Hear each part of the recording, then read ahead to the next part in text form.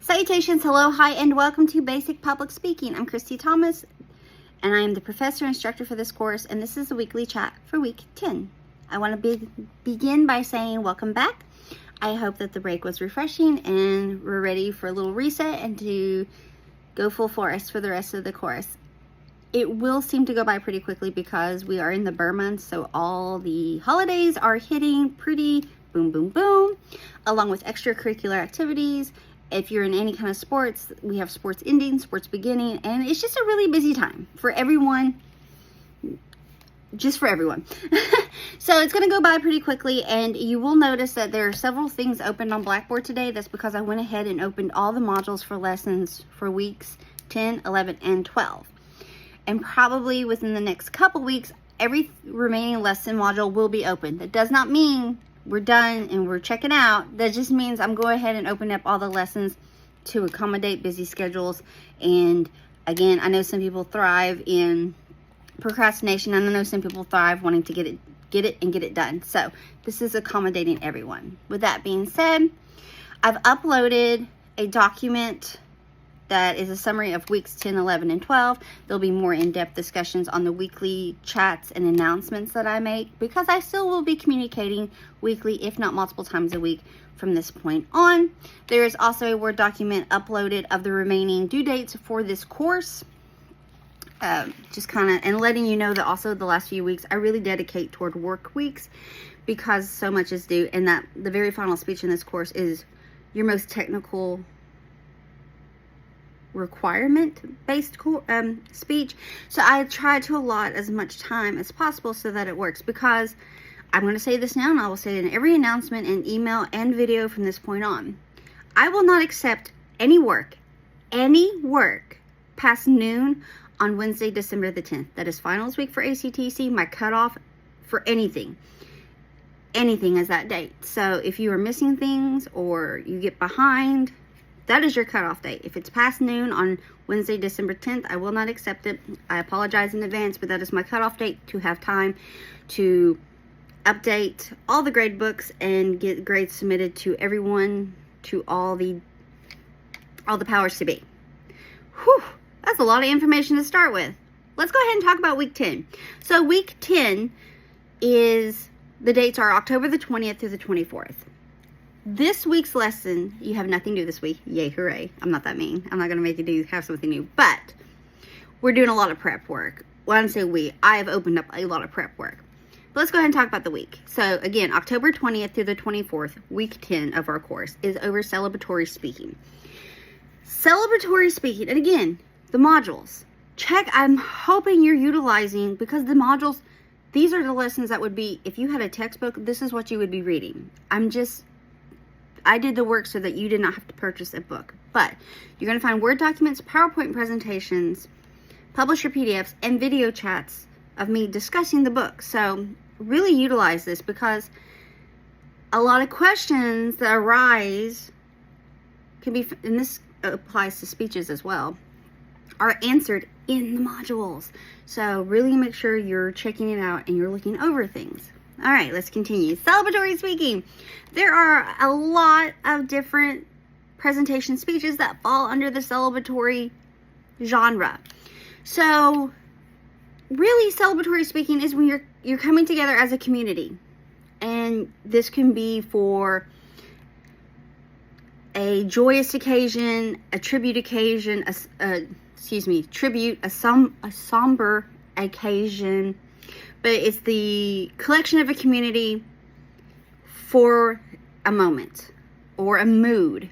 You know, a mood is also set, and it's also being, having the ability, because we dive deep into this in this lesson, it's having the ability to understand the mood or the vibe of the topic under this genre. So for this course, this lesson this week, there are two modules. One is the celebratory speaking module, and that's where you're going to find all of the information, the Word documents and PowerPoints and all that stuff. Then there's one it's celebratory speaking examples, and what it is there's a various group of just examples that I found off of YouTube of speeches and eulogies and tributes and acceptance speeches and whatnot that fall under the genre. And there's so many more that is not put into that example because I could probably create weeks worth of lessons but it's just giving you a better idea of what's going on with celebratory speaking. Like I said, it's a collection of a community, and that community can be a small community, think small groups, like 2, 3, 4, 5 people, to larger groups. You know, tributes and eulogies fall, sometimes it's more small group, but if a public figure passes away, a larger group community mourns together. Anyone in that status. But also under that, you have like wedding toast and graduations and roast. Comedy Central used to do roast all the time. I think they still do. But that is also celebratory because that community is coming together in a joyous fashion to kind of mock the honoree. Acceptance speeches. Think of, Nobel Peace Prize, science awards, literary awards, and then even, obviously your Tony Awards and Academy Awards and your Grammys and your music videos and your CMAs and your MTV Award, all that falls under acceptance as well. And then a lot of those as well, they have honorees that they are giving like a lifetime achievement award. So when the honoree steps up and does their big spiel about thank you so much, that's an acceptance speech. Keynote speakers, there's an example of one. I say graduations, you or someone could be giving the commencement speech at your graduation. Or if you think of large universities, they generally a lot of times will have well-known alumni or honorary recipients of degrees that come and speak to the graduating class. So there's a couple examples of that on the example one as well. But all those fall under celebratory. And also, if you want to bring it down even more so, pep rallies, your community, that could be just in the school itself. So your peers and your teachers and your staff get together, or it could be something that's done after school. Parents are involved, families involved, Those are also part of a celebratory because you are coming together as a community. Just really to take away from celebratories, because there's so many presentations that fall under that genre that you can go with celebratory, and tribute speeches, whatnot. So just want to be aware and really check out those modules of purpose and delivery style of celebratory speaking. Check out the examples. Really great examples across the board. Just kind of letting you know how vast and wide the celebratory speaking genre is. And I've talked about this before previously in lessons. There are fine lines or gray areas in between speeches. And with informative and celebratory, there's definitely gray area. Because if you think of tribute speeches and whatnot, you are informing your audience of a person. But really kind of what sets it apart with celebratory is, for lack of a better word or phrase, reading the room. It's really going in with the vibe and the mood and adjusting to it. You're not just rattling off information, but you're personalizing the information that you are giving out in a tribute or eulogy or in memory of. It could be an anecdote. It could be a story. It could be stuff commonly known about someone. But you're sinking in with the vibe or the mood of the occasion. So that's kind of a way to differentiate between informative and celebratory in that respect. Okay, I could probably go on a tangent. So again, for week 10, October 20th through the 24th, is celebratory speaking. There are 2 modules open. One is the full lesson module, and one is the examples for the lesson. So pretty straightforward. Check those out. Have fun with it. Really see how vast it can be. Also, this week I have opened up, it's not due, but it's due at the end of week 11, is the second storytelling speech. And the top member storytelling speeches, you don't really have technical requirements, but you do have descriptions. So nothing's due except the video of yourself delivering the speech. That is the only thing due, technical wise, with the speech whatsoever. No transcripts, no outlines, no nothing. Just the video of you delivering the speech. And there's really no time minimum or anything like that as well. I just want to make you aware of that. So this is your theme for this speech is fall, Halloween, supernatural, festive, spooky, off the beaten path world. So with that, what do I mean by that? This is due on Halloween. So October 31st by 5 p.m. this speech is due. And just chat. It can be chat. Maybe you're a fall person. Tell me why you love fall. Is it because of the temp change or the colors that are changing in the leaves outside, or it's activities? You know, people go to pumpkin patches, or they go apple picking, or they do fall festivals or hay rides, whatnot. Is this your jam? It could be because sports that happen in the fall. If you're a big football fan, ba-boom. Talk about Halloween. You could talk about why you love Halloween, why it's your favorite season. You could talk about a favorite costume, the superb choice of candy at Halloween. It could be a favorite memory of a year of trick, or you could do the history of Halloween. You could do the history of activities that we do in fall and Halloween. How did they get to where we are now? How did we evolve from cutting gourds to cutting pumpkins? You could show me how to do a Halloween makeup. You could tell me Halloween, and I can keep going. So here we go.